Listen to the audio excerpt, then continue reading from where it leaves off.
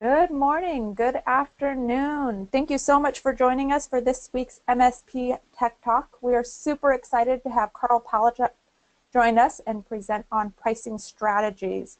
But before we get started, I wanted to touch base on a couple items this week. First of all, the webinar is being recorded and we will be sure to send the replay out within 48 hours. So look for an email from me and we'll get that out to you. Second, please use the questions feature within the webinar system. We'll have a couple breaks throughout the webinar and we will get to those questions and answer them as well. Wanted to say thank you to both Fortinet and Backup Assist for sponsoring this MSP Tech Talk. We're super excited to have them on board and really excited. We'll hear a little bit more from them partway through the presentation. So Karl, I'm going to hand it over to you so we can get started right away. Very good. Well, thank you very much. And I'm glad this is 90 minutes. I'm not normally a fan of super long webinars, but there's so much to cover. So everybody, strap in because we're going to go really fast, but I want to walk you through kind of the evolution of pricing, and I want you to take notes about where this might fit in your business, because at the end of the day, every one of us has to be evolving all the time. They say that sharks can't stop, they have to keep swimming. The same thing is true in your business. You can't stop.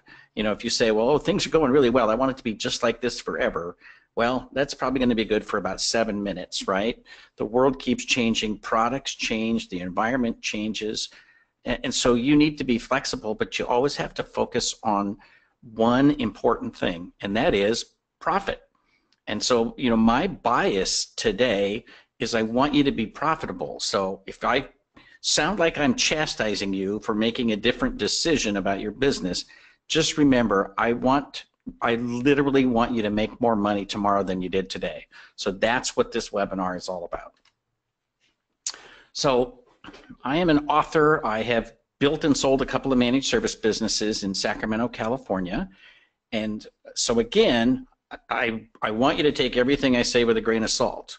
You're not running my business, I'm not running your business. So you know what your business environment is like, and unless you're running my company in Sacramento, California, you can't do it exactly the way I do it.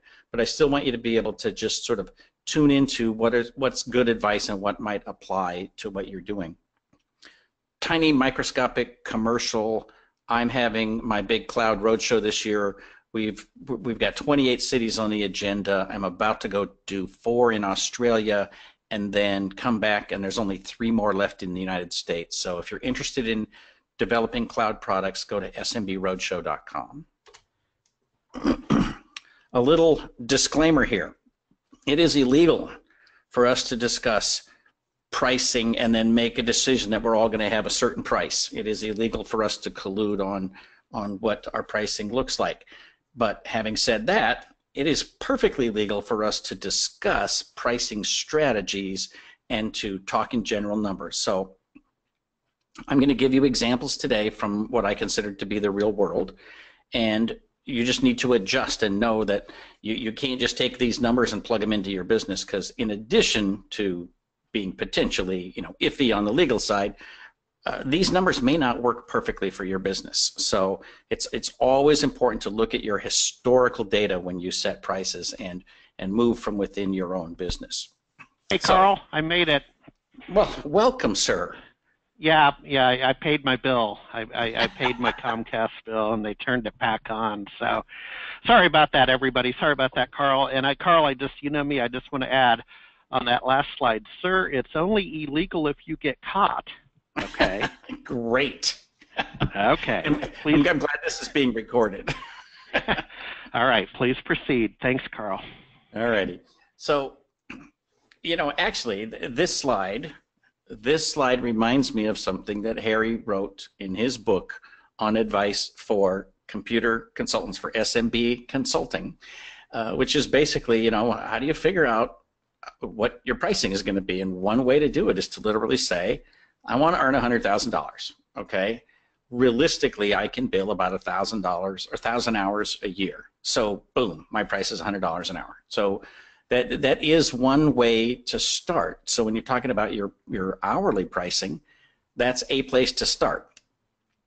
Now, having said that, I know that there are people charging $40 an hour. I hope there's nobody on this call charging $40 an hour, but there might be. And all I can tell you is that's literally not enough, especially if you have employees. It is impossible for you to be successful if you don't charge enough money to not only stay in business, but have a little extra time. So, when I started my business, I thought, oh man, I'm gonna charge $100 an hour, and I'm gonna bill 40 hours a week, and I'm just gonna make money hand over fist. And I've never billed 40 hours a week until I had an employee. So the company had both of us to call on. Quite realistically, you spend time driving around, you spend time doing other things, and so the whole goal that you somehow are going to manage to build 2,000 hours in a year, it's just not going to happen. Now, assuming everybody on this call already owns a business and you already know that, so this is just a place to start. I also think that most of us today can be charging a lot more. So we moved to $150 an hour in 2008, which was very lucky for us because it meant that we were at that level through the recession. And I've raised my rates twice since then. So you have to figure out, how scarce you are, and literally just keep raising your rates until you see that it has an effect on your ability to do actual sales. For most people, you won't see that effect until you are significantly above the median for your city. So just set yourself that goal. Be worth that much money, and then go ahead and charge that much money. So, excuse me, I have allergies today. So around the year 2000, I started looking at what does it take for somebody to be a client of mine. And I basically set the goal that if you're going to be a client of mine, you have to pay me at least $1,000 a month. So with BreakFix, again at that $100 range, that's 10 hours. For managed services, you have to give so many dollars worth of service or value, but it doesn't necessarily have to be exactly at 10 hours. Service, when you bundle things, you can actually increase how much money you receive without tying it to that hourly rate. So a lot of people look at this and they say, oh my gosh, I don't have any clients like that. Well, you literally need to go get clients who can pay you that much money.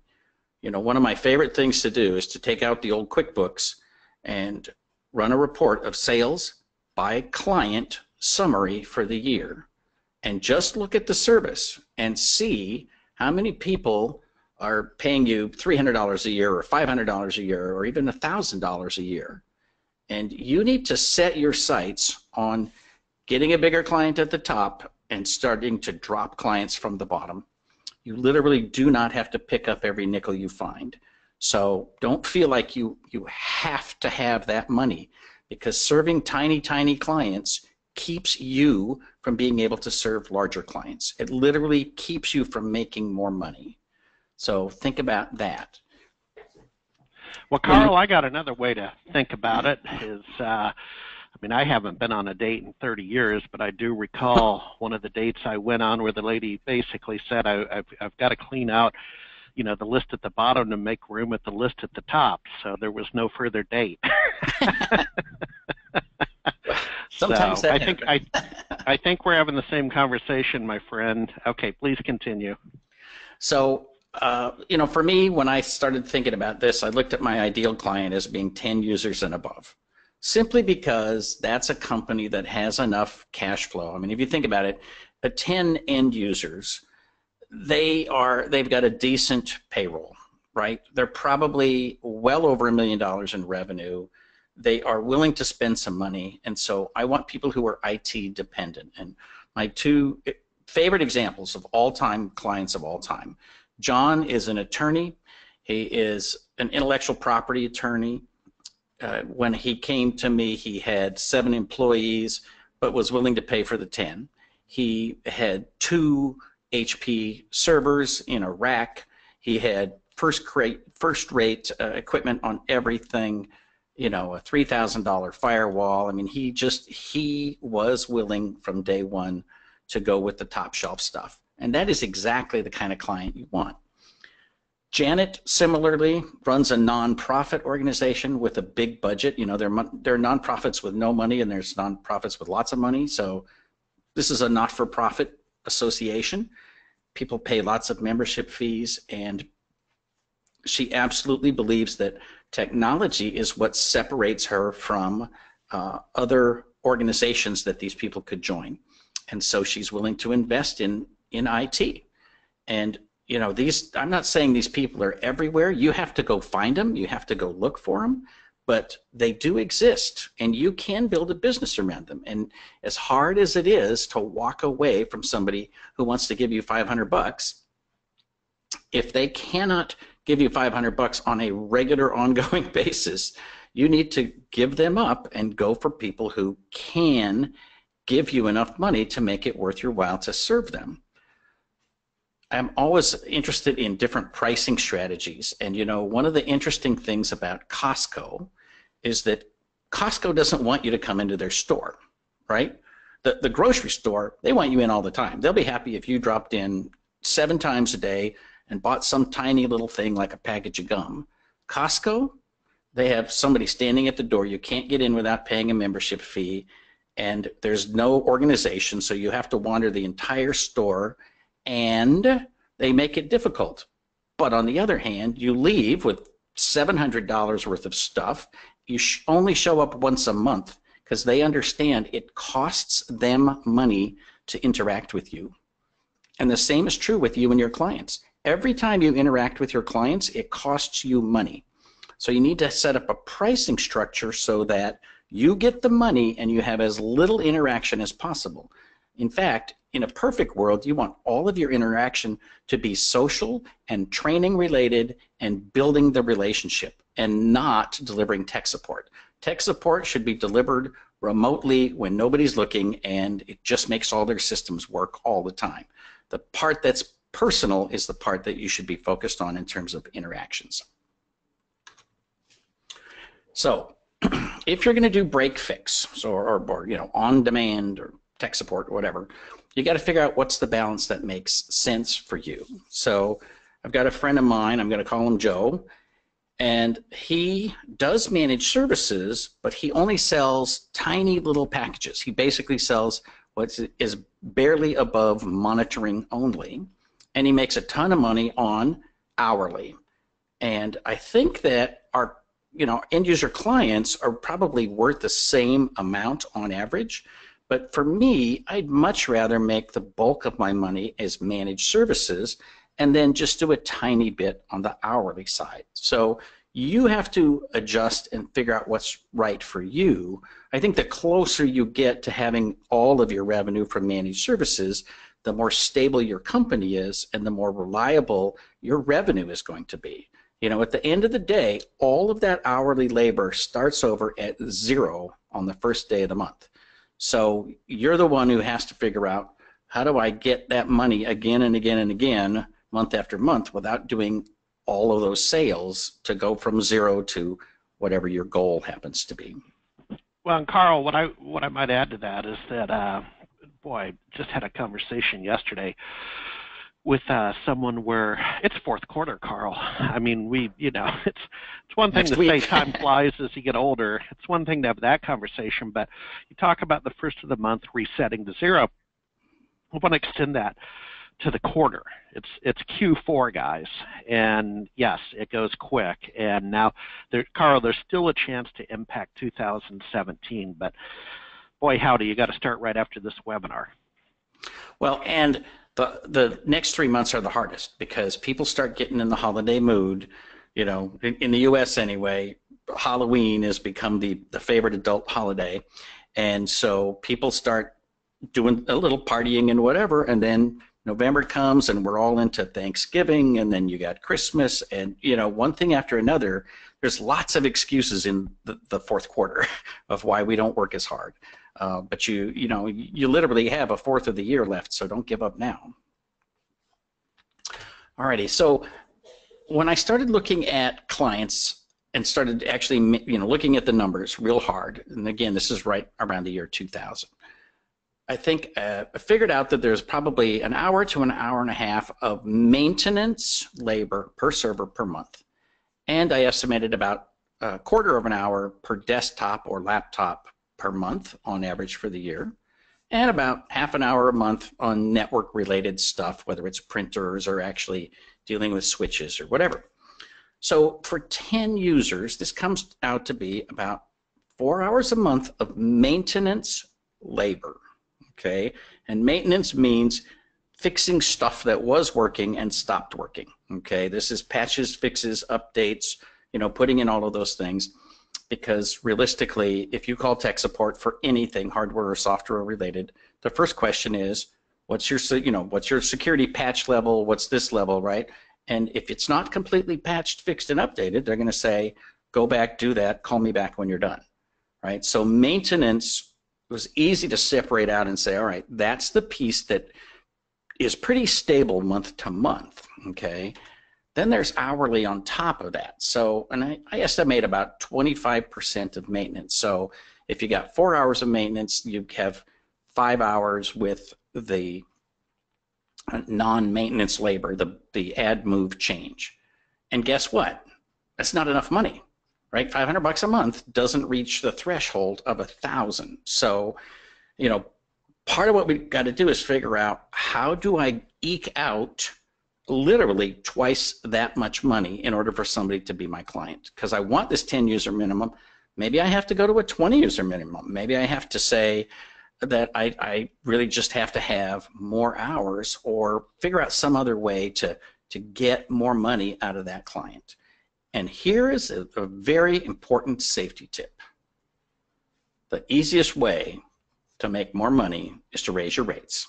As silly as that sounds, it is literally the thing. So there is a direct correlation. If you want to make more money, raise your rates. And if there's anybody on this call who hasn't raised your rates in the last year, you have my permission to do so. And it's very, very straightforward. So just absolutely do it. It doesn't have to be a gargantuan rate, but we're going to talk in a little bit of how we strategically raise our rates on a regular basis. Now, the other thing is, I love what I call the red velvet rope strategy, right? When we would show up in an event, like we would do some seminar or whatever, if we had a booth there where Microsoft's got all the partners in town, or I do something at the Chamber of Commerce, I literally have advertising that says something like, if you have 10 users and a server, I guarantee that we can save you money on IT support. And what that does is that nobody comes into my booth if they have 5 users. Nobody comes into my booth if they don't have a server. I don't waste any time talking to people who can't afford my services and can't give me the amount of money that I want. So if you have too many small clients, I know that that's what got you here, but you got to figure out how to get to the next level. And it is that you need to change the clients that you are focusing on. So that's our premise as we go into the bottom of the hour. So now I want to take any questions that you have before we take our break. So I don't know if anybody's... Yeah, I think they do. Karl, let me get it over here on where I can read the... We do have we have a question, but I have a question. Karl, I can't afford you, but will you still be my friend? Okay, so now I'm a little worried. I will be everybody's friend, but I will be happy to sign contracts with people who can afford me. And by the way, on my SMB book site, I have a free business plan that you can, it's sort of kind of a starter kit for your business plan. Just go to the free stuff page and you can download that. Alrighty, so we have a question. Folks, be sure to use the question feature, as always, to ask your questions. We will have questions at these interim breaks. And this question is actually, it's pretty simple, Matt. Mark Goodson is asking, would like to know if a replay is available or if I'll be able to, I may not be able to stay for the entire presentation. Yes, that is, Mark, we will get a thank you out to you tomorrow with a replay.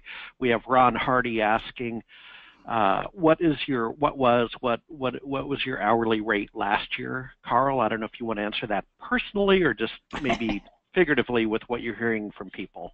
No, I mean, my rate was 160 an hour. So, and you have to remember, part of where we're going to, at the end of this is on managed services, you sell fewer hours, and it makes it easier for you to raise your rates.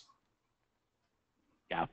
Right. The more you include in the big bundle, right, the fewer individual hours get sold.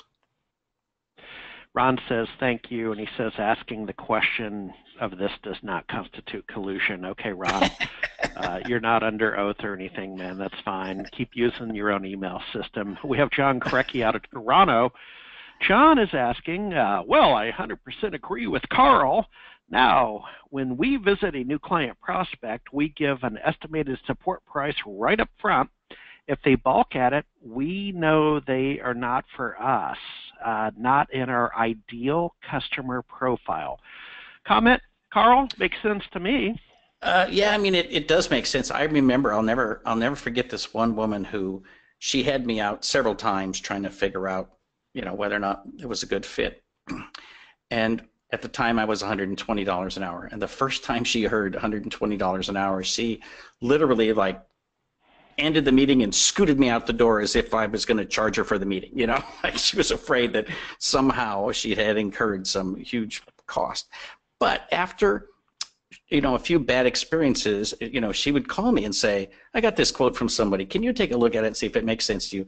And she literally sort of sold herself on my services eventually. And they were good clients, maybe with us about 5 years. And then at some point her boss said, what are we paying for him? And, he decided it was too much, and so they got rid of us. But, they were good clients for 5 years. So you never know. If somebody's willing to pay that price, by all means, take their money. But I agree with you, John. It's a pretty good sign if they're nervous at the price up front that they're going to be not so great down the road. Yep. Yeah, Karl, let me just go back to my question screen. Okay, so I think we're cool on questions. Karl, what's your pleasure to continue? I know we're a few minutes out from Fortinet. In fact, we're here. Yeah. So, yeah. So I have the question thing right before the break, so. Sure. Karl, I think that Jenny trained you on how to make everything so, but while we're making that transition to Fortinet conversation, I want to thank Fortinet, and by that I mean that we have really benefited, the community has benefited over the last year. Excellent. How's that? Perfect. There we go. Okie dokie. Folks, the question is, do you offer security services and products as a significant part of your business? This helps us. This helps the community kind of understand where you're at. While you're answering that, Karl, I just wanted to tell you a story about how fun Fortinet is. So what they did was in Austin, Texas, which is a town known for fun, at the CompTIA ChannelCon conference in early August. Fortinet went above and beyond and had a reception right across the street from the conference venue. And boy, howdy, it was top shelf, my friend. That's a lost art coming out of the recession with the good stuff, right? The food was actually, it was protein, Karl, protein. So, Jenny, let's go ahead and close the poll. And Karl, let's kick it back to you, sir, to continue. Thank you very much. All right, let's see here. I'm not sure why my screen started over. There we go. All right, so the thing about labor, where we left off was BreakFix. And the problem with BreakFix is basically you're a human being and you only have so many hours in your life. And it's horsepower, right? When you look at horsepower, there's this mathematical function of how much a horse can lift in a certain amount of time or how much a horse can pull. And, you know, when you need more horsepower, you buy another horse, right? But you personally, you can't buy another you, right? You can buy an employee and you can start throwing employees at stuff. Employees cost money. So if you individually decide that you don't want to burn out and you don't want to die of a heart attack, then you have to limit how many hours you work. And even if you say, well, I can easily bill 50 hours a week, or I can work 50 and bill 25 or whatever, there still is a limit to that. So you got to figure out, how can I leverage something so that I can make more money without having to work all the time. And the number one thing, if you literally make no other decisions today, I would say if you don't use a remote monitoring and management tool, sign up for one, get one today, period. Just absolutely do it. RMM tools literally make work disappear. And I have sat at tables and heard people say, I don't want to have an RMM, I don't want to deploy patches automatically because my work will disappear and I'll make less money. That is absolutely 100% wrong. You know, it will make work disappear. It will make things, you know, easier, but that doesn't mean that you sell less, you know, services. It means that you sell less hourly labor. And the goal is that you want to provide that as a service. You say, look, remember that calculation from before? We're going to revisit that, but basically I'm going to use my tools to automatically provide services that were being done manually before. We're just going to automate the process. And, you know, if there's one thing we can automate, it's patches, fixes, and updates. The key to success is you can never, ever, ever give it away. And that's where people go wrong. They say, well, I should just put this on all of my client systems and then life gets easier. Well, if you do that, work will disappear without you getting paid for it. I had a coaching client one time that came to me, and he had literally bought 100 RMM agents, deployed them onto 100 client machines. What he wanted to do was teach himself how to use it, how to approve patches, how to deploy patches, how to remove patches, how to get reports, how to make sure that it tied in with his PSA so it could automate tickets, right? He wanted to make sure that he really, really mastered it and understood it before he went to his clients to get money out of them. So skip ahead a year, his billable labor has gone down, down, down, down, down because stuff stopped breaking. It is literally almost a magical thing to have an RMM tool that deploys patches, fixes, and updates. And so he had basically done it wrong. So now he's got to have a difficult conversation, go back to all those clients and say, I gave you something for free and now I have to charge you for it. And you know, I walked him through all that and we made it happen. But you know, you can never ever give it away. You also can't look at it in terms of something that you're going to mark up and get a margin on. I don't care what your margin is. You know, you're never going to pay $1.50 for an RMM agent and sell it for $2, right? What you're going to do is bundle it with services, bundle it with something bigger so that you get $40, $50, $60 out of it, not 50 cents or 20% or 25%, right? So just be very clear about that. So remember we had that 5 hours of maintenance, okay? So we're going to deliver probably 4 hours and 55 minutes is going to be delivered through an automated tool. You still have to verify that you can restore from backup or verify that the BDR is doing what it tells you it's doing. So you have to do that, but all the other stuff that's included in maintenance, making sure that the CPU on the server is not, you know, killing itself, making sure that you've got good bandwidth, that you have good storage, that all the antiviruses are up to date and all the patches are up to date, all of that can be monitored every 60 seconds. You don't have to do it once a month, right? So you give a much higher level of service and you do it without having to spend labor. So now you literally have freed up massive amounts of time that can be sold somewhere else. So let the RMM do its thing magically in the middle of the night, and then you go and sell that 4.5, 5 hours of labor to somebody who needs hourly add, move, change type labor. So here's our new calculation. I would say, so back in the day, I started charging $250, and then I went to $300 a month for this server, plus $50 a month for the workstations.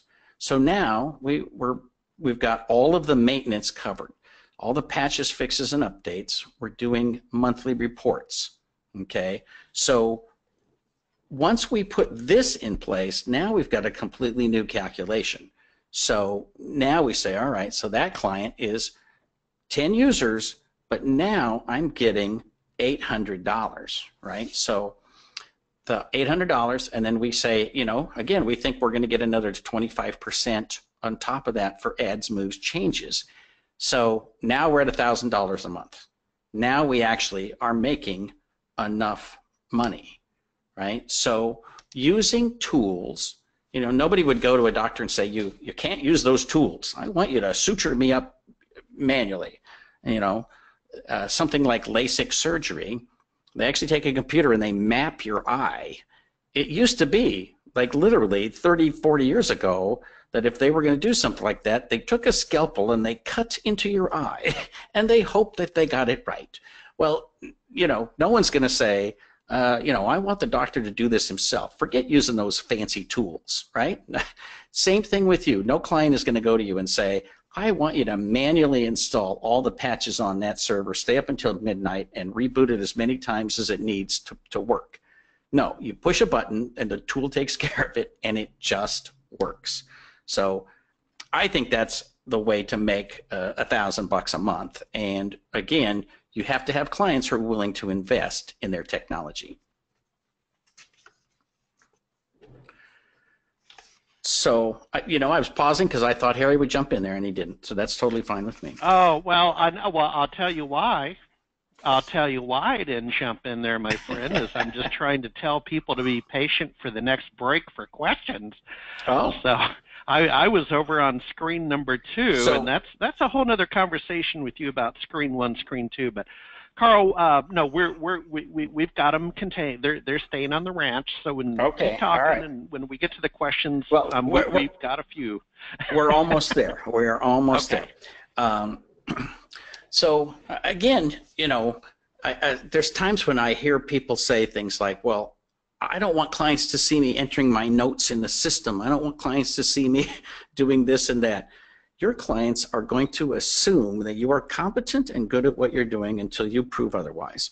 So, you know, if somebody comes to your house and fixes something, they're going to lean over your kitchen table, fill out the paperwork, and put their notes into the system about what happened. And so, you know, your tools include putting in a ticketing system and keeping track of all of your time.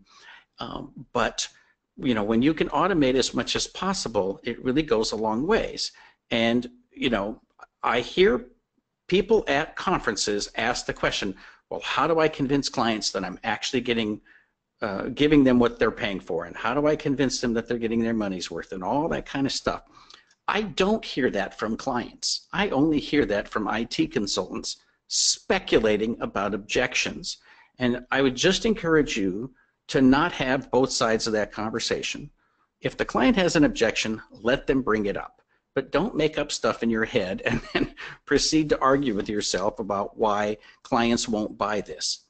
If they were paying you to do maintenance of their systems and it was costing them X number of dollars, and now you say, okay, for essentially you know, the same rate, I'm going to give you that and a bunch more, then you know, it's value. They are getting the value out of it, and so they will continue to pay that bill.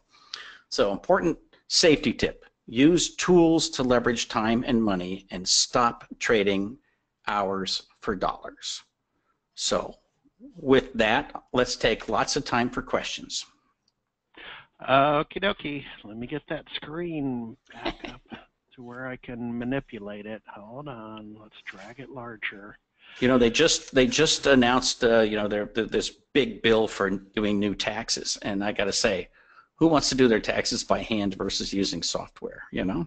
Yeah.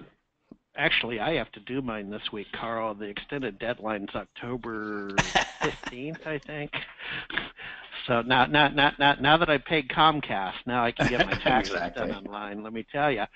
All right, so here's Kenneth Hamilton, who's been very patient. At the next question break, ask, for your managed services clients as well as BreakFix, do you charge a trip fee?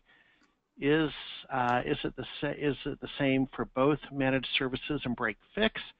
How do you pay your techs for travel? So a couple questions there, but it's trip fees, Carl. Yeah. Well, so the deal is you got to pay your techs for travel because they are on the job and they're doing, you know, part of the cost of your business is paying technicians to drive around the county, right? It just is what it is. It's also one of the big motivators for doing as much as you can remotely instead of sending people out. So that's that. In terms of trip fees, we have never charged a trip fee.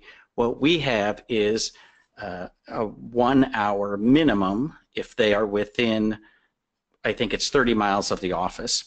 You know, the old map software from Microsoft was super cool because you could literally put a pin in a map and say, draw me a 30-minute driving radius, and there'd be this super irregular line, but it would just instantly do it. And I think that's still in the maps package if you get that. So for us, you know, we're a ways away from the Bay Area, so it might take an hour or hour and a half to get to a client in the Bay Area. So we had a 4-hour minimum for clients in the Bay Area. So if we went on site, we would basically say, hey, you know, we're going to do what we can to get there by 9, and you know, we're going to be there for 4 hours and doing whatever we need to. And if we're there for less, we're still going to charge you for 4 hours. So there are people. Somebody suggested at a conference this year of charging from the minute you leave your office to the minute that you leave the clients. So it's kind of a one-way trip charge, but basically you'd be on the clock for that. Other people charge, you know, whatever, $60 to roll a truck. So, you know, everybody's got a different strategy on that. I find that the 1 hour minimum was enough to cover what we needed. Yeah, that's what I've heard. Okay, we have, let me just cruise down them. Folks, if for some, we have 1 or 2 people that had a problem with the video and the sound, it will be on the replay, okay, the replay link. So we got you covered on that. Dave Browerlick is asking, oh boy, what are the top 3 RMM tools you recommend to consider? Do you have any talking points? Or yeah, I'm sorry, I'm commingling questions. Top 3 RMM tools. Carl, go ahead. Well, okay, so there's no paid advertising here and whatever, but I started out with Kaseya, and I loved Kaseya. I found it to be ridiculously expensive, but unbelievably powerful. And we also used Zenith, which became Continuum, which has the singular advantage that you can get help desk support behind it. And so we, at one point, turned over 100% of our monthly maintenance duties to Continuum simply because it could all be done, and it didn't matter what time of the day or night. In my last managed service business, I had done work with SolarWinds, and I used their RMM tool, and I think it's phenomenal. And you can. Everybody always wants to argue about things like the antivirus that's included here and there or whatever, but the actual tool itself is phenomenal. So again, no endorsements, but those would be the 3 that come to mind for me. Well, let's stay on that. There's some unrelated questions, but let's stay on that because David Anderson was essentially asking the same question about RMM tools, and SolarWinds is still recommended. So David, Carl's kind of checked off on that conversation. We have Ron Hardy asking which RMMs do you recommend? We just checked off on that. Thank you, Ron. And then let's see, L. Steinhardt is saying, Atira is working great for us, cost effective for small shops. Great guys, Atira over in Israel, super good guys. Changing the subject, Carl, we have Alexander LaFlame who is asking, hi, Harry, Carl, and Jenny. Is solar, oh, well, they're all the same question. Oh, no, wait a minute. Sorry, Carl, the screen, I'm going to the eye doctor after this. Alexander asked, do you have any talking points for those fun conversations with clients when you want to charge for something that you were giving away before? I think you kind of started to touch on that, but let's revisit that. So how to charge for the freebie. Yeah, well, I mean, part of it is that you always make a change, right? And what we're going to do in the last half hour is talk about, putting together bundles and making changes to the bundle. The beautiful thing about every time you can make a change, you can say, hey, you know what we're going to do from now on? We're going to include this, right? So for example, say that you want to include spam filtering in your managed services. Okay, it costs you $1.50 a desktop, but you say, look, we're investing in new tools. We've got all this stuff over. It costs us money for these licenses. It costs us money to provide you a higher level of security and service. And so, you basically have that conversation about the big picture, and don't focus and say, I was paying $1.50 for RMM, and now I have to charge you for something. Make the conversation about a much bigger picture. That would be my recommendation. All right, Matthew Atkins asked, what's the minimum time charge from portal to portal? Carl, I think that's basically saying 1 hour of drive time, 1 hour of transportation time. Yeah, so we don't charge for the drive time, so we just had an on-site minimum. So if I drove to your office, basically I'm going to, your rate has to be high enough to pay the technician for the drive time plus the on-site time. Okay.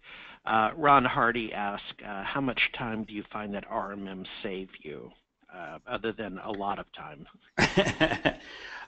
Well, it is, in terms of the maintenance piece, I would say that probably 80%, maybe even 90% of maintenance labor is saved with an RMM. It's really gargantuan. And if you haven't looked at, again, my free page at SMB Books, there's a 68-point checklist, right? If you go down that checklist, that's sort of the basis of our monthly maintenance, and almost everything on there can be done with the RMM. It's things like checking the speed of the network and checking how much free disk space you have, and checking the error logs, right? Virtually all of that can be managed with an RMM, so that you don't have to have a person going and checking all of those things. Plus, there is time that it takes to literally run Windows Update, apply the services, reboot the server. And I know that you remember when small business server took half an hour to 45 minutes for a round trip every time you rebooted it, right? Yeah. So, thankfully we're not in that era anymore, but it can take a long time to just apply patches, fixes, and updates, and literally all of that disappears with an RMM. I will say the other thing is, Matthew attended my roadshow, and we have a whole section where we say, what tools do you use? And there's a lot of RMM tools that I simply don't have any experience with. That doesn't mean they're not good or great. I just don't have experience with them. But everybody's got something, and there's probably 24 RMM tools out there right now. So do your due diligence and read the articles and look at the webinars and educate yourself on it. But don't delay. Pick one. You can't do it wrong. Yep. John Krecky gives a shout out to SolarWinds. We have Kurt Miller asking, I have a longtime BreakFix client that has 35 workstations and 5 servers. They have refused MSP every time and just want to stay BreakFix, so the MSP business model.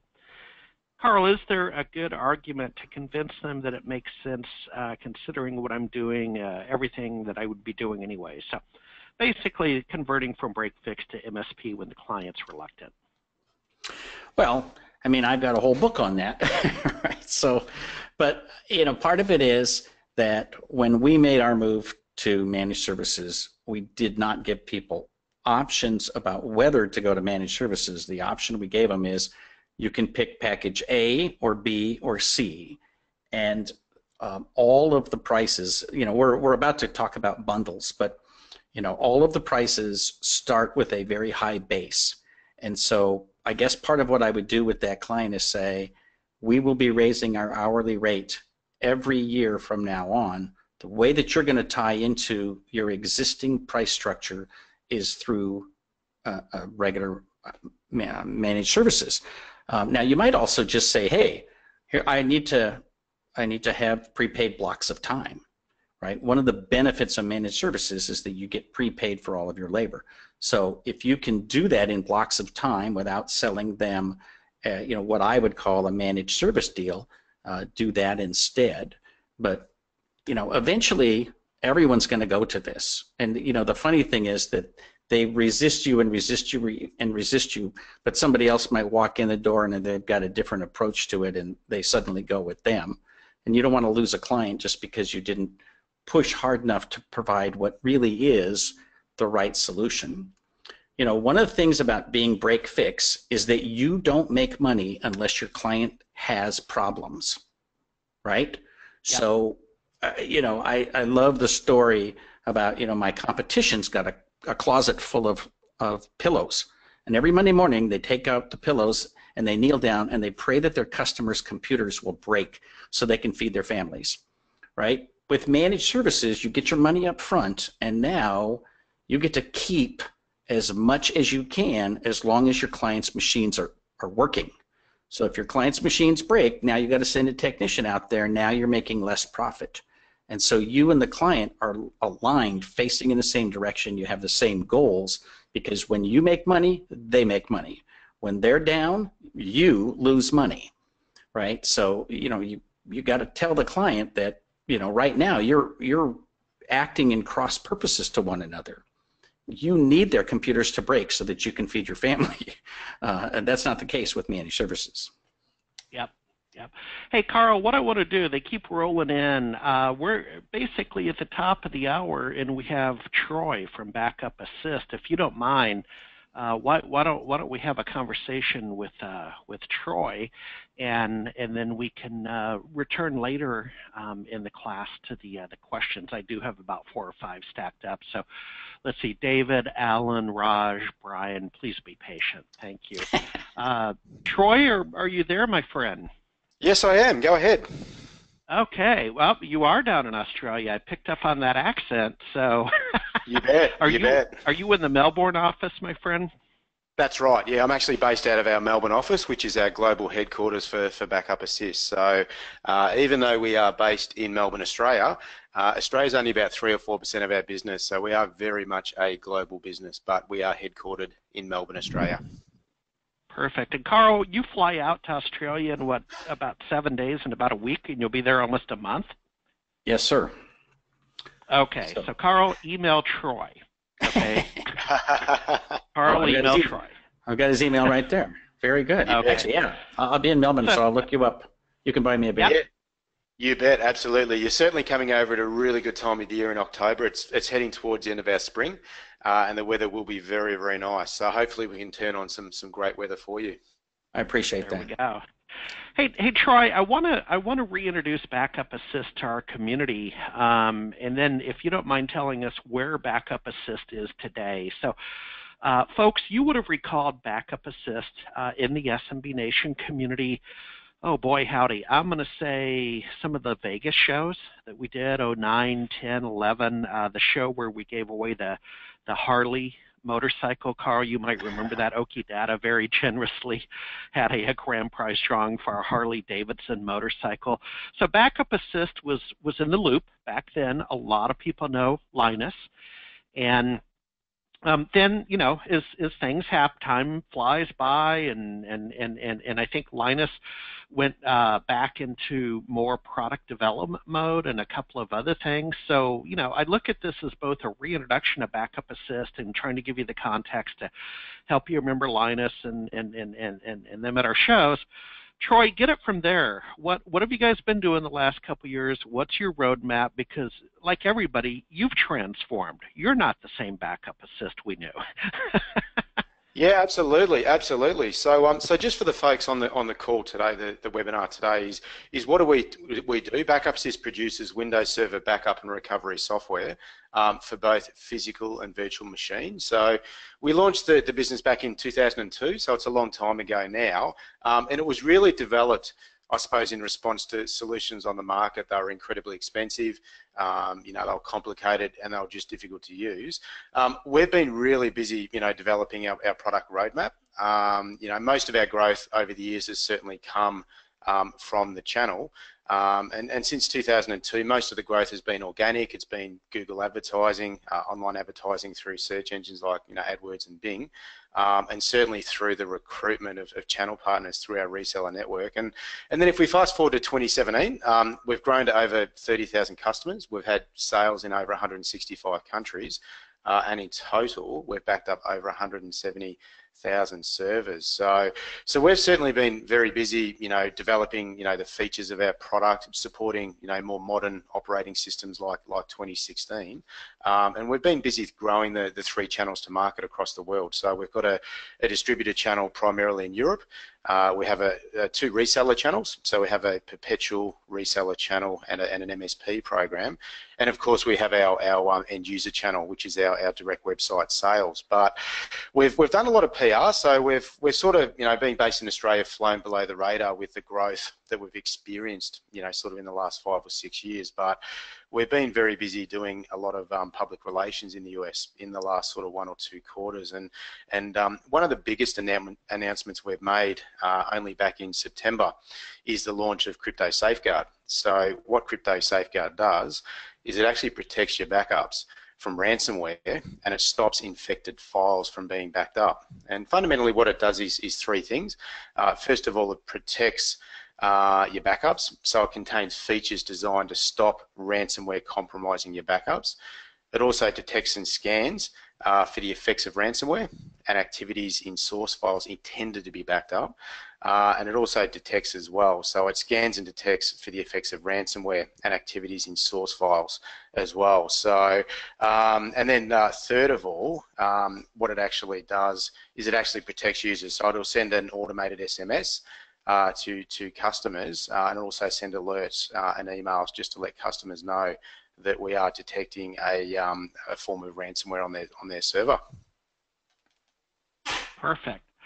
Perfect. Well, Troy, why don't you just let's go ahead and, or I'll do it, but let folks, they have a survey at Backup Assist 365, and as you know, we love surveys. Karl, I don't know if you saw my blog recently, but I went back into SurveyMonkey, and over 18 years, we have like 893 surveys here at SMB Nation.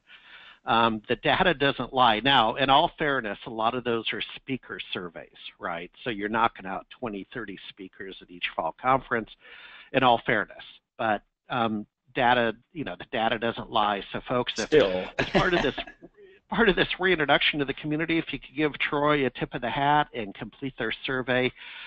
Troy, appreciate your sponsorship. Anything you would like to add, then we'll hop back into Karl.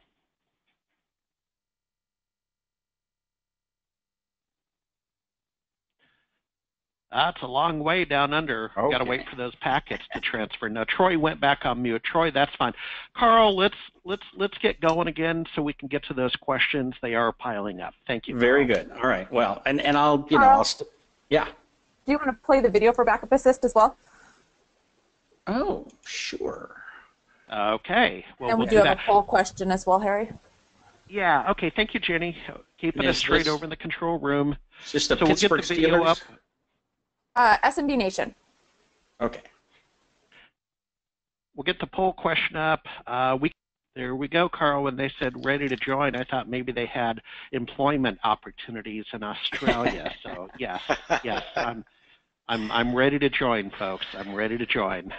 Okay, the question is, and folks, we are going to keep trucking right along. I thank you for your patience on those questions. Good Lord. If a cloud to local backup solution was available by Backup Assist, what sort of data would you or your customers want to back up? It's always a good one. Emails, files, SQL database, and I'll call it multimedia, so YouTube and other video sharing. Folks, if you could quickly take that vote, and we'll jump right back into the good stuff. Great crowd today, Karl. All right. I think they got the memo that it's past Labor Day. It's time to go to work until Thanksgiving. Exactly. Good. All right. All right. Ready? Let's close the poll. Yep. Very good. And Karl, let's jump into the good stuff, my friend. All righty. So let's see here. Where's my? There we go. So, all righty. So the thing is, that when you look at how you're going to make money and how you're going to get the conversation away from hours, right, and dollars, is create a bundle that includes services. So antivirus is a service, right? Spam filtering is a service. So what we put together is that, a bunch of stuff. And I love the 3-tiered pricing structure. And for me, it's, platinum, gold, and silver. I also have a column for pyrite. So pyrite is fool's gold, right? That is, if you don't sign a contract, you pay the highest labor rate. There's no remote labor. There's, massive after-hour fees, right? Everything is more expensive, and we're not going to cover very much. I had a conversation with somebody one time who said, this client is asking me all these questions like, do you test my backups? And I have to say, no, you're not paying me to test your backups. And then he says, well, are you applying all of the updates? And I had to tell him, no, you're not paying me to apply the updates. And just one thing after another. At some point, managed services literally means you take ownership of that machine. If it should be patched, you patch it.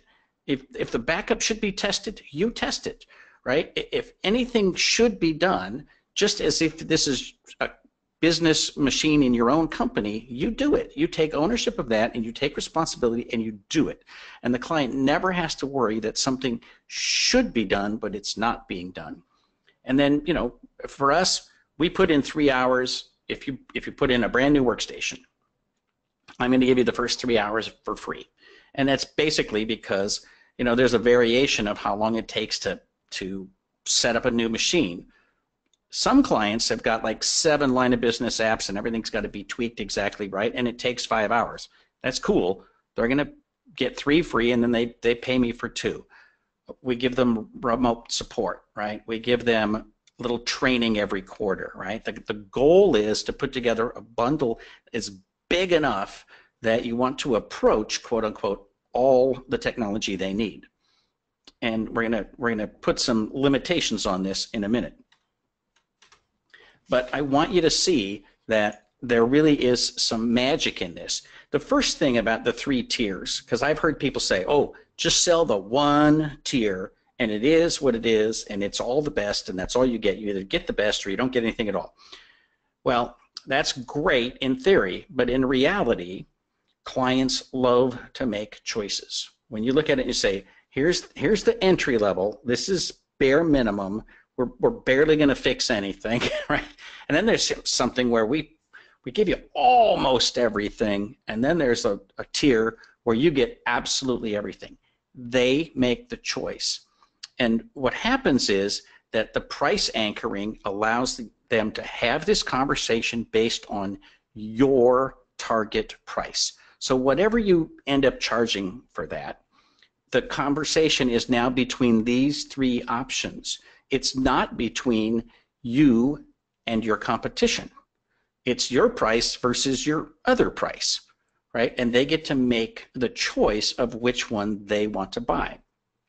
It also is a conversation about how much support do you want, because you can basically have the bare minimum where we're going to monitor some stuff and we're going to keep your server alive, but desktops you're on your own, and if anything happens on the network, you're on your own.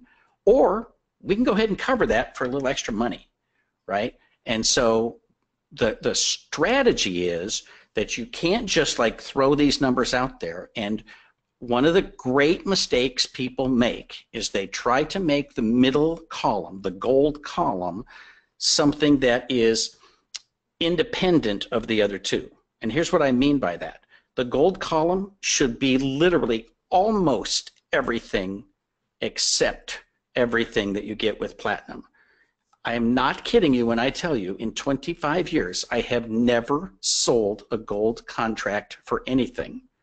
We sell platinum and occasionally we sell silver. The gold exists strategically so that people will choose the platinum. So you have to give them enough so that they say, well, that sounds great. I don't want that. I want the platinum. Now, one of the reasons that I mentioned this guy, John, is one of my favorite clients of all time. When I started up my second MSP business, I went to him and I said, we got a new structure and we're pricing it a different way and da-da-da-da-da. And he literally interrupted me and said, I'm a platinum kind of guy, so unless you tell me to do otherwise, I'm just going to sign platinum, right? Again, that's how you identify your ideal client. So important safety tip, create 3 bundles strategically designed so that people buy the highest priced bundle. There's a really great TED video where a guy named Dan Ariely does some research about this, and he had seen an ad in The Economist for, you know, if you want The Economist in paper, it's $59. If you want the print plus the online, you know, or the print subscription is $125.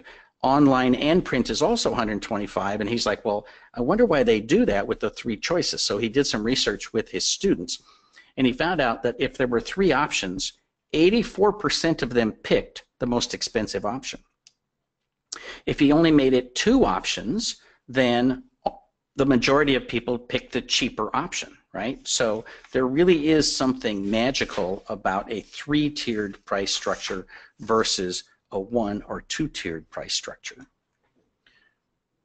Next, let's talk about how we do all of this with cloud services, because you know that it's really hard to argue that if you can get your storage in your cloud and your email in the cloud and all your office products online and spam filtering and remote monitoring, patch management, right? You can do all this stuff in the cloud. It's hard to argue that you should tell somebody, hey, you got to buy a server for $5,000 plus labor to install it and set it up and migrate. So more and more, we're going to be selling cloud services. So you need to have the options here so that people say, all right, I want all the technology we've got, but I don't necessarily want to have a server on my in site on my business. So we put together our Cloud 5-pack, which is basically all what we consider all the technology that you need, and it includes maintenance labor. Now, the way that we price this is so that we get about that same amount of money. The key to success is you have to draw a big black line about what's covered and what's not. You cannot include everything. You absolutely cannot do that. So, you know, there's no such thing as all you can eat, because all they can eat is the entire profit of your corporation, right? So you have to say adds, moves, changes are not included. This is the goal here, is that maintenance labor, and it goes right back to the beginning. We know how long it takes to manage each server each month. And your numbers are, you know, might differ from mine, but if you look at the numbers, you will be able to figure it out. You know how much it takes you and your team to manage a server the way that you manage it. And that is rock solid, and you include that in the price. Adds, moves, changes, different story. You know, you might put in a couple hours a month as project labor, but you know, don't bundle in all you can eat, because you know somebody will eat your lunch if you do that. So now we look at it, and so we start out at $249 for the 5-pack and $249 for the managed services, the maintenance on top of that. And then we like to have a little server appliance, what I call, you know, server light on site. So now we are right at just over $1,000 a month, and that's for up to 5 users on the cloud bundle. And because it's cloud services, that email never breaks. I mean, there's, you know, literally there's just, the email's not going down. Cloud storage is not going to go down. So your internet might go down, but the cloud isn't going to go down. So basically, there's almost at this point no maintenance for you to do on anything. But you still sell that maintenance labor at $249 because if anything goes wrong over those 5 users and however many devices, it's going to be pretty easy for them to spend $249 on labor, right? That's an hour and a half, 2 hours of labor. And so it's easy to bundle that in. So in our experience, Cloud 5 packs are about 70 to 75% profit plus unused licenses. So if you think about it, right, exactly 1/5 of your clients have a number of users that's evenly divisible by 5, right? Everyone else, 80% of your clients will have unused licenses. So you only buy exactly what you need. So if you've got 7 people in a business, you're going to buy 7 licenses for everything, and you're going to get paid for 10 licenses, right? And it's so cheap because at $249, it's really hard to argue that, you know, you should be more granular in the pricing. So $249, they get all the technology they need.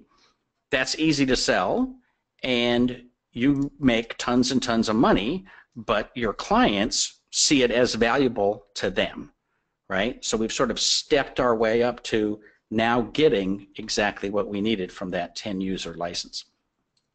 So a note on raising rates. So I'm a big fan of raising your rates on a regular basis. So let's say year 1, it's $249 for the 5-pack, $249 for the maintenance, $100 for labor.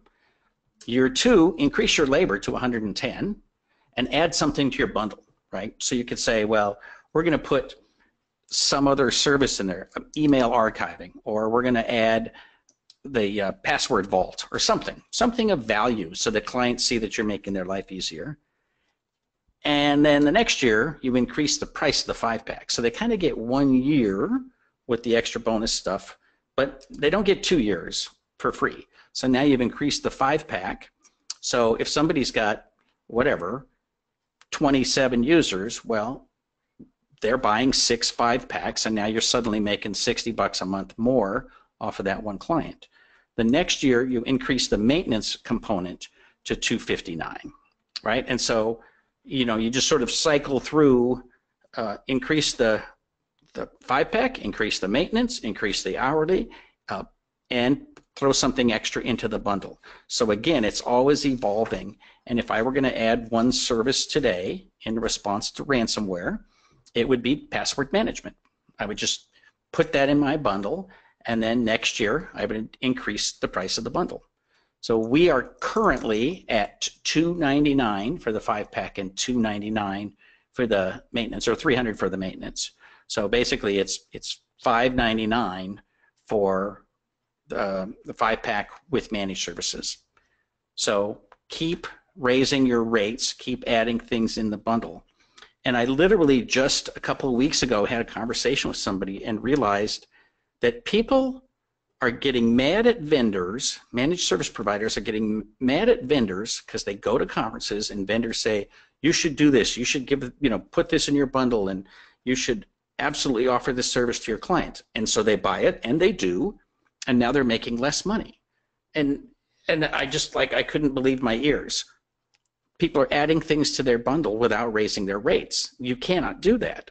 You know, the whole point of putting something in your bundle is to raise the value of the bundle, and when you raise the value of the bundle, you raise the price of the bundle. That's just the way the world works.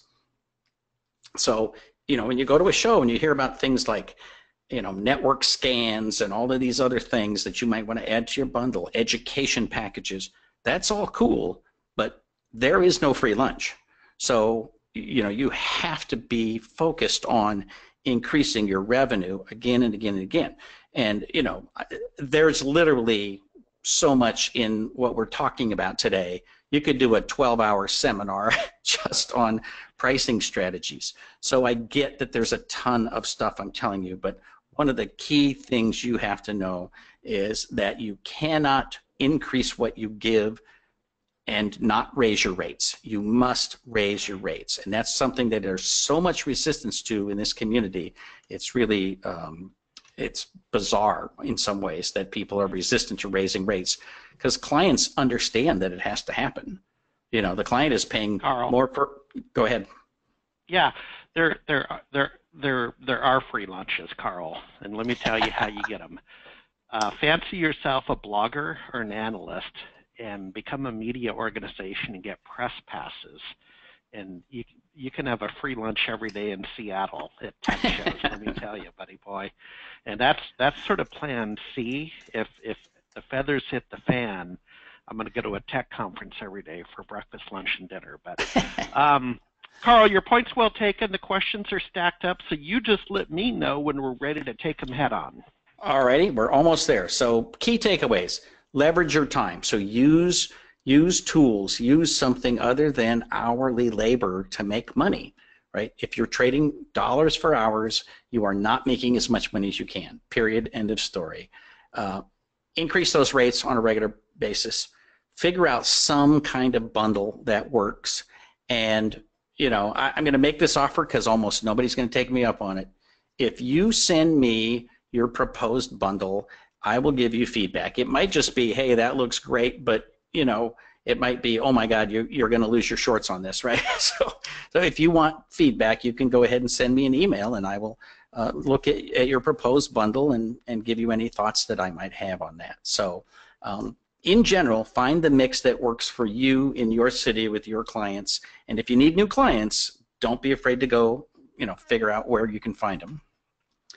With that, I will just let you know that anybody at SMB Nation can use the code SMB Nation 2017 to get $10 off our classes, our training, our books, anything at SMB Books that you find, including our roadshow.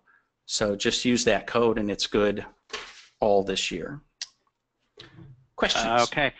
So yeah, we have a lot of questions. And Karl, just one more thing on that free lunch concept. Folks, what I actually did last week at Smartsheet Engage was a conference, and Karl, they had leftover breakfast burritos, and you know how catering is just horrible at events in this sense. The food could be fine, but they have to throw that food away. So I took a couple of breakfast burritos and handed them out to the homeless down by the Seattle Ferry.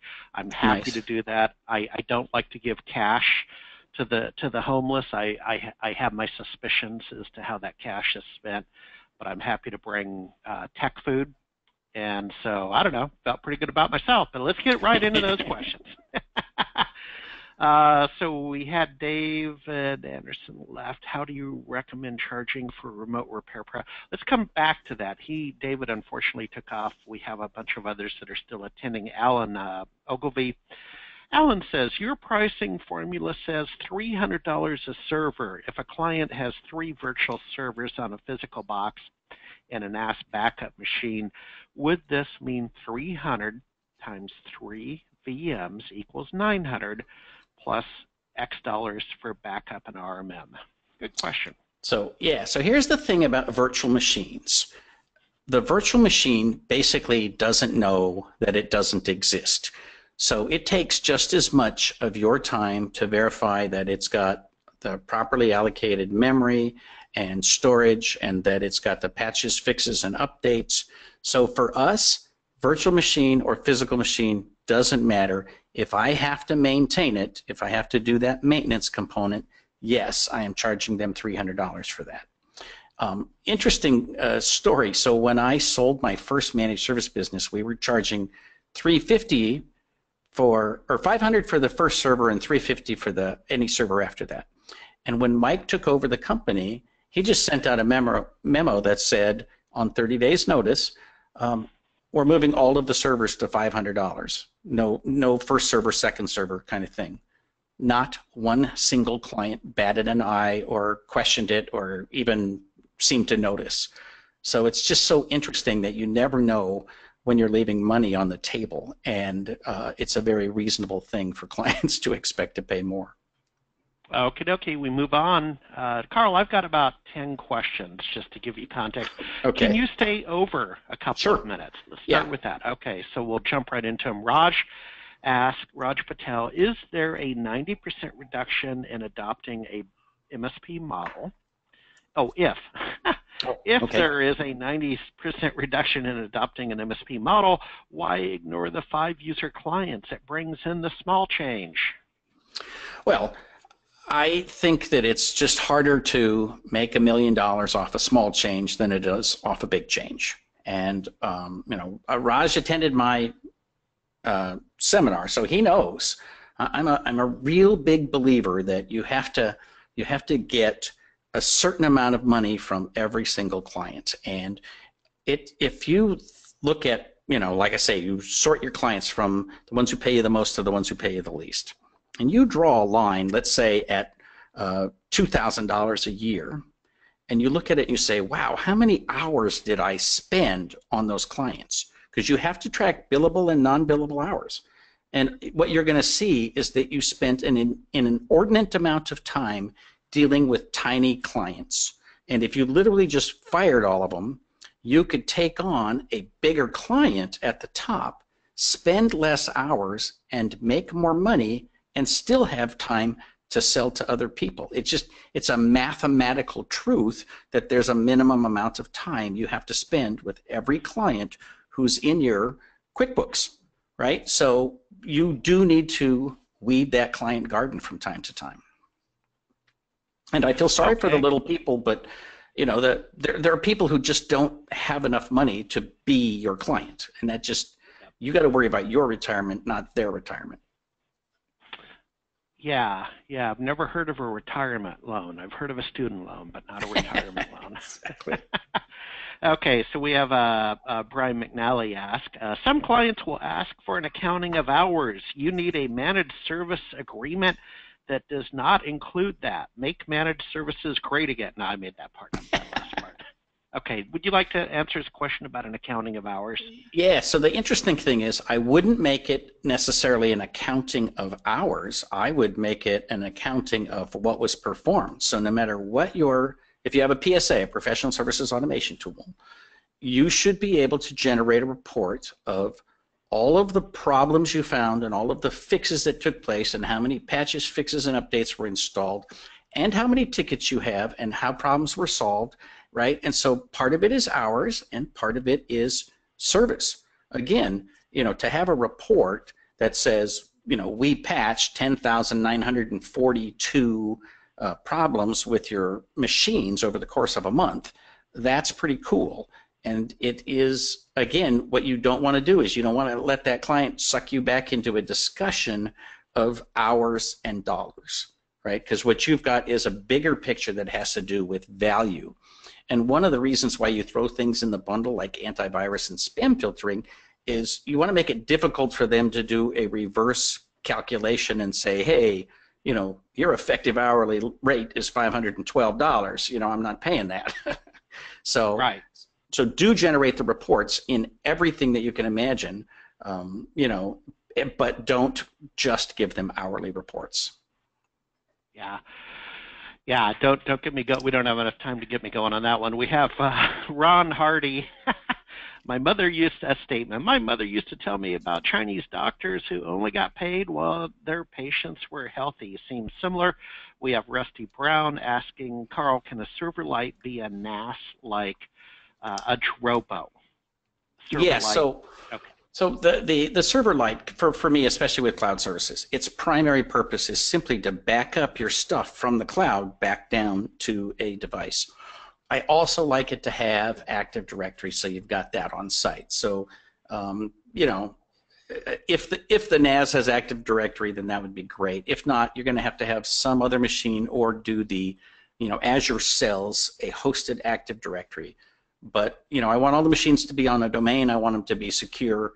And so I prefer the server light to be like one of those little HP cubes, the micro server with server essentials. But, any configuration that works for you, as long as it achieves the backup of your cloud storage and the Active Directory. Okie dokie. We have Thomas Ward asking, does the cloud bundles in addition to the 3-tier schedule or a replacement strategy? So they actually kind of work side by side. So on one hand, you might have clients who are only buying Cloud 5-Pack. On the other hand, you might have clients who are only buying off of the 3-tiered managed service price list. You could also have a client that, for example, somebody mentioned, whatever they had, 25, 20, 30, 35 desktops. So you might sell them 5 Cloud 5-Packs and then also sell them kind of a bolt-on of the server management for the extra, whatever it is, 6 servers, right? So you can have a combination of these. They're not mutually exclusive. What you don't want to do is have confusion about like, oh, what's covered on each desktop. So, if they've got Platinum on managed services and they've got the Cloud 5-Pack mixed and matched in there, you're golden, because basically the Cloud 5-Pack is based on the Platinum managed service. I hope that makes sense. Okay. Rusty Brown out in Jackson Hole, Wyoming. Rusty, by the way, hello, Rusty. Yeah, it's been too long. Yeah, there's a lot of reasons I got to see you, Rusty, the least of which is skiing. But Rusty asked, raising rates, what frequency is a best practice, annually or semi-annual? Well, in terms of labor rates, I would say once a year or once every other year, and no less. You've got to at least every other year, if not every year. But I kind of like that rotating through, each of the things on your list and raising a rate from time to time. There are people who put automatic increases in every year. So again, your client is paying more for everything, including the people who wash the windows and empty the garbage cans. So you just need to get in the habit of doing it. Yes, sir. We have Mitchell Huffman asking, what do you use or recommend for an MSP-centric password vault offering? Well, kind of the two that come to mind for me, I use an old tool I've had for a long time for offsite or for offline stuff, but Passportal is one that has a managed service option, so you can actually manage your clients' passwords, and your technicians don't know what your clients' passwords are. And then, on a personal basis, LastPass is the other one that has a lot of mind share, and I use it. I think it's a little clunkier than it needs to be, but it works. Okay, moving along, Alan Ogilvy. Alan, I'm going to combine your two questions. He says, I'm looking for a template for an MSP agreement, an SLA agreement. Then he goes on to say, where can I best find these? Well, I think the answer might be on the screen, Karl. Yeah, so there's, if you go either to SMB Books or go to Amazon and put in the term managed services, the first book you're going to find is Managed Services in a Month, and then the second is Service Agreements for SMB Consultants, which is a pretty thorough discussion about running a managed service business, in addition to having all the context for what should be in your agreement and why it should be there. There we go. Alexander LaFlame is back. He asked, do you have a go-to analogy when speaking with a VAR that you were trying to convert to an MSP? Boy, Alexander, there's women and children on the line, so I can't use the kind of analogies and language I'd like to give them a swift kick in the rear. But Karl, in a more secular fashion, what line of reasoning can you use to convince a VAR to go to an MSP? Well, I think the main thing is that you are going to have a predictable amount of money, and you're going to get prepaid for virtually everything you do. I mean, those are the two biggest things. The biggest, I mean, literally what got us through the recession was the fact that I had clients who were paying me every month, whether things broke or not, right? And if they didn't break, we made more money, but basically we had predictable revenue every single month during the most recent downturn. And that's huge. It's absolutely gargantuan. And yeah, we had a few clients that would lay off an employee here and there and whatever. We had a couple of clients that went out of business or were bought by their competition. But for the most part, our revenue was maintained by the fact that we had sold managed services. Because in BreakFix, people can just say, let it stay broken. Don't worry about it. Bundle up those problems, and then we can call somebody in when it gets bad enough and we're in pain. But with managed services, everything just gets fixed again and again and again. And so so that's huge. And you know, I love the idea that on the first day of the month, all of my money comes in, and I now can pay my rent and I can pay my employees and all of that.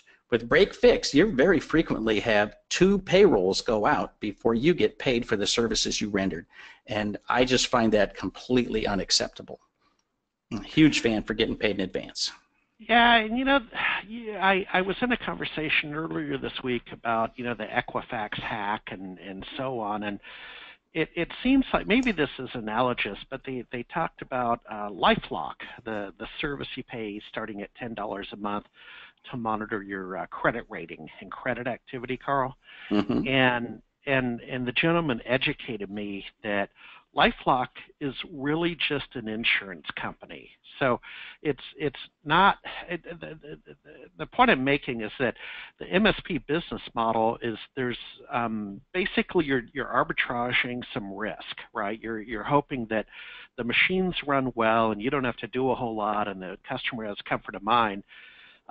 That's a little bit, by analogy, that LifeLock has a spin I didn't realize. That what they're saying is for $120 a year, $10 a month starting, they're betting it's essentially an insurance policy, and right. So they're only going to have to pay out a few of those $1 million violations. You know, because they made a boo-boo in monitoring your credit rating. It was just an interesting conversation. It got me thinking about kind of what you're talking about in terms of risk assumption. And I don't know. Is that a stretch to think that a MSP policy is to some extent an insurance policy? Well, it's not a stretch at all. I mean, if you think about it, what you're basically saying is, right, I'm going to pay you so much a month. And, you know, part of it is BreakFix, you know, remember that slide with how much is BreakFix and how much is managed services? You might buy the exact same amount of labor over the course of a year, but with BreakFix, you are guaranteed downtime, right?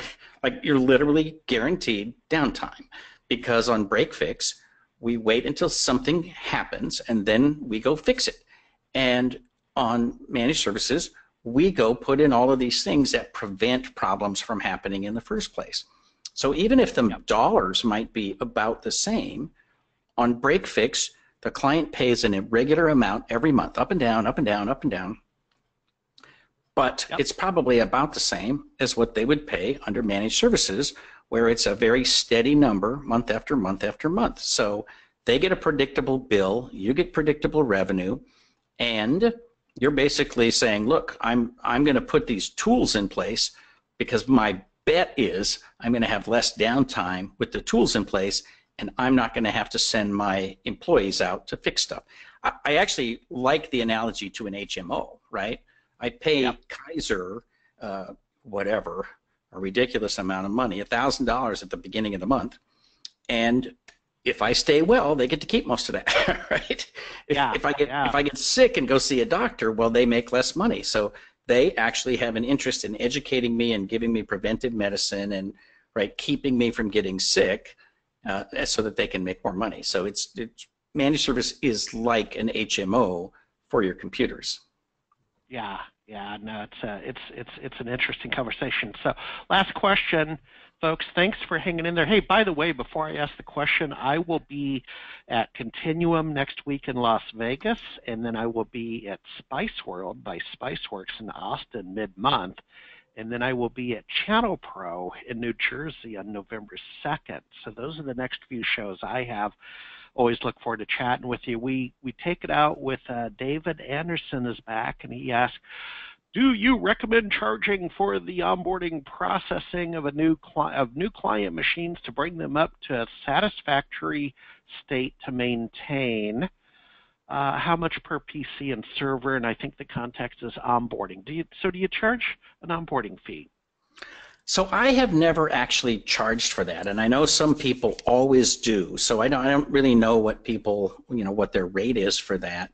For me, I do have an extra fee for old machines that are not on warranty, and that was a discussion that somebody actually put on a YouTube video, and I got to write a blog post on. But you know, if machines are newish, you know, within 3 years and they're under warranty, then they are one fee. I actually have a surcharge for machines that are older and not on warranty, and it basically to get the client to realize that they will actually save money if they just, you know, put money on a new machine.